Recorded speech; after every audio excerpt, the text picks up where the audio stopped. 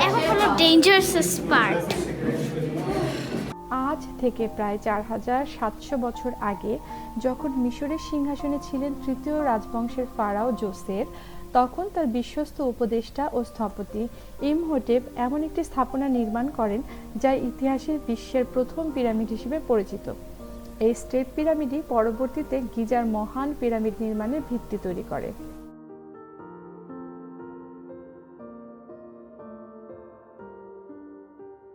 সকালে কায়রো শহর ছেড়ে আমরা রওনা দিলাম সাক্কারার উদ্দেশ্যে। কায়রো থেকে দূরত্ব প্রায় 30 থেকে 35 কিলোমিটার। ট্রাফিকের ওপর নির্ভর করে যেতে 45 থেকে 1 ঘন্টা সময় লাগে।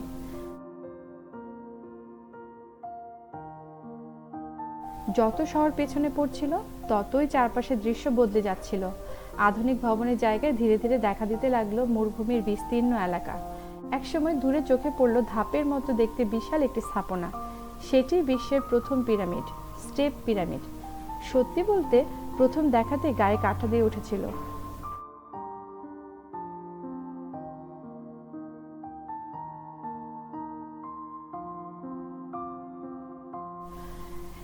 গিজার পিরামিডের নাম আমরা সবাই জানি, কিন্তু যদি বলি গিজার পিরামিডের আগেও তৈরি হয়েছিল আরেকটি পিরামিড, যেটি মানব সভ্যতার ইতিহাসই বদলে দিয়েছিল।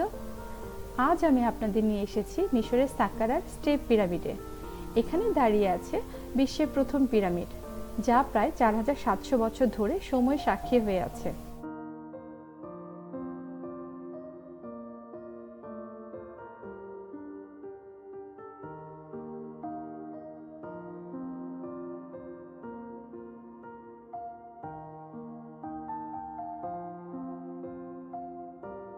বারবার মনে হচ্ছিল হাজার হাজার বছর আগের মানুষ কিভাবে এমন একটি অসাধারণ স্থাপনা তৈরি করেছিল। চলুন ইতিহাসের পথে হাঁটা শুরু করা যাক।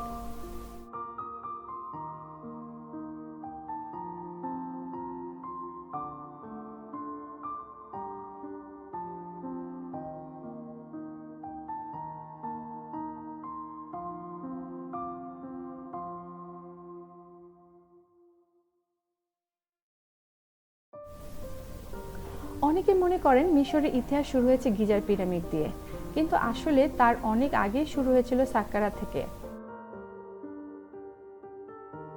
সাক্কারা ছিল প্রাচীন রাজধানী মেমফিসের রাজকীয় সমাধিক্ষেত্র। হাজার হাজার বছর ধরে এখানে রাজা, রানী, রাজ পরিবার এবং উচ্চপদস্থ কর্মকর্তাদের সমাধি তৈরি করা হয়েছিল। এই পুরো এলাকাটি এতটাই গুরুত্বপূর্ণ যে ইউনেস্কো এটিকে ওয়ার্ল্ড হেরিটেজ সাইট হিসেবে স্বীকৃতি দিয়েছে। এখনও এখানে প্রত্নতাত্ত্বিক খনন চলছে, আর প্রায় প্রতি বছর নতুন নতুন সমাধি, মমি এবং প্রাচীন নিদর্শন আবিষ্কৃত হচ্ছে। অর্থাৎ 4700 বছর পরেও সাক্কারা আমাদের নতুন নতুন গল্প শোনাচ্ছে। আজ আমি শুধু বাইরে থেকে দেখব না, আমি আপনাদের নিয়ে যাব পিরামিডের ভেতরেও। এবার সেই মুহূর্ত যার জন্য আমি সবচেয়ে বেশি অপেক্ষা করেছিলাম। পিরামিডের ভেতরে ঢোকার সুযোগ পেলাম। প্রবেশপত্রে খুব বড় নয়, একটু নিচু হয়ে ধীরে ধীরে ঢালু পথ ধরে নামতে হয়। ভেতরের আলো খুবই কম, চারপাশে শুধু পাথরের দেয়াল আর অদ্ভুত নীরবতা। যতই ভেতরে যাচ্ছিলাম মনে হচ্ছিল আমি যেন সময়ের পেছনে ফিরে যাচ্ছি। ভেতরে নামার সময় ধীরে চলুন, কারণ পথ কিছুটা খাড়া। এই পিরামিডটি নির্মাণ করেছিলেন ফারাও জোসেফ, যিনি মিশরের তৃতীয় রাজবংশের শাসক ছিলেন। কিন্তু এই অসাধারণ স্থাপনার পেছনে আসল মেধাবী মানুষটি ছিলেন ইমহোটেপ। তিনি শুধু একজন স্থপতিই ছিলেন না, তিনি ছিলেন চিকিৎসক, জ্যোতির্বিজ্ঞানী, লেখক এবং প্রকৌশলী। অনেক ইতিহাসবিদ তাকে বিশ্বের প্রথম পরিচিত স্থপতি বলে মনে করেন। এর আগে রাজাদের সমাধি ছিল আয়তাকার কাদামাটির কাঠামো, যাকে মাস্তাবা বলা হতো। ইমহোটেপ সে মাস্তাবার ওপরে একটির পর একটি স্তর যোগ করে তৈরি করেন 6 ধাপের এই বিশাল পিরামিড। এভাবেই পৃথিবীতে প্রথমবারের মতো পাথর দিয়ে এত বড় স্থাপনা নির্মাণ করা হয়। এই আবিষ্কারই পরবর্তীতে গিজার বিখ্যাত পিরামিড নির্মাণের ভিত্তি তৈরি করে। দেখো কিরকম, এদিকে ভিডিও করো, দেখো এই যে পাখিগুলো ভেতরের দিকে হচ্ছে কার্ভ করেছে। সাক্কারা শুধু একটি পিরামিড নয়, এটি মানব সভ্যতার ইতিহাস, স্থাপনা আর প্রকৌশল দক্ষতার এক অসাধারণ নিদর্শন।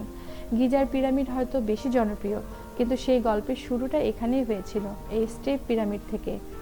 আজ এই জায়গায় দাঁড়িয়ে আমার মনে হয়েছে ইতিহাস আসলে বইয়ের কোনো পাতায় আটকে নেই, ইতিহাস এখনো বেঁচে আছে এই পাথরগুলোর মাঝে, এই নীরবতার মাঝে। ওঠাটা সহজ, ওটা তো সহজ, কিন্তু নামাটা একটু কঠিন। Ecco, se mi tornassi in casa io... Senti, পারতেছো না? হ্যাঁ হ্যাঁ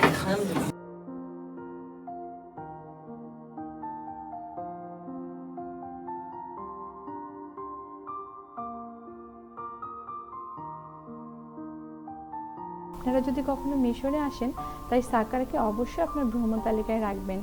আমি নিশ্চিত এই অভিজ্ঞতা আপনি অনেক দিন মনে রাখবেন।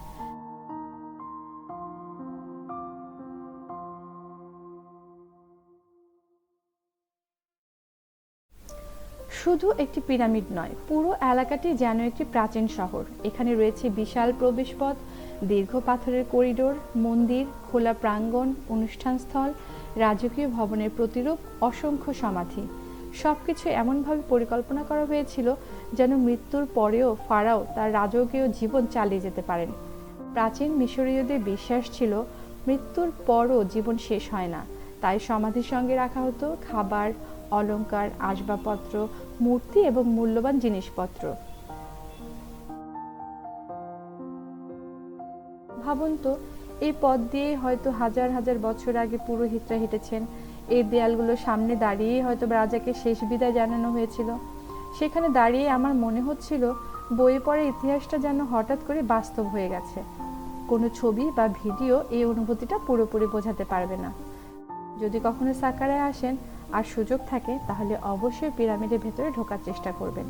এটি নিঃসন্দেহে জীবনের অন্যতম স্মরণীয় অভিজ্ঞতা হতে পারে। এবার জেনে নেওয়া যায় কয়েকটি মজার তথ্য।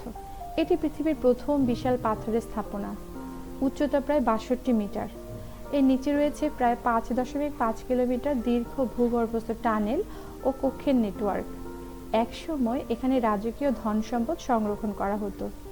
2006 সালে বড় ধরনের সংরক্ষণের কাজ শুরু হয় এবং দীর্ঘ সংস্কারের পর এটি আবার দর্শনার্থীদের জন্য খুলে দেওয়া হয়।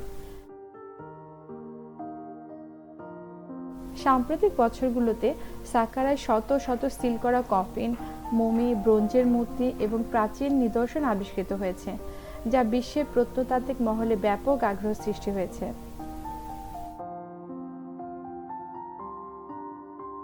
কায়রো থেকে এখানে আসার সবচেয়ে সহজ উপায় হলো উবার বা ট্যাক্সি, প্রাইভেট গাড়ি, স্থানীয় ট্রাভেল এজেন্সির ডে ট্যুর।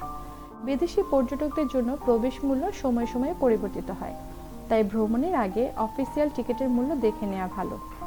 একটি গুরুত্বপূর্ণ বিষয়, কিছু স্থাপনার ভেতরে প্রবেশের জন্য আলাদা টিকিট লাগতে পারে বা নির্দিষ্ট সময়ে প্রবেশের অনুমতি দেওয়া হয়, তাই আগে থেকে তথ্য জেনে নিলে ঝামেলা কম হবে। সকাল 8টা থেকে 10টার মধ্যে গেলে আবহাওয়া তুলনামূলক আরামদায়ক থাকে। গরমের জন্য অবশ্যই পানি, টুপি, সানস্ক্রিন সঙ্গে রাখুন। আরামদায়ক জুতা পরুন, কারণ অনেকটা হাঁটতে হয়। ভিডিওটি ভালো লাগলে লাইক করুন, কমেন্টে জানান আপনার কোন অংশটি সবচেয়ে ভালো লেগেছে। আর ট্রাভেল উইথ মিনা চ্যানেলটি সাবস্ক্রাইব করতে ভুলবেন না। আবার দেখা হবে নতুন কোনো গন্তব্যে।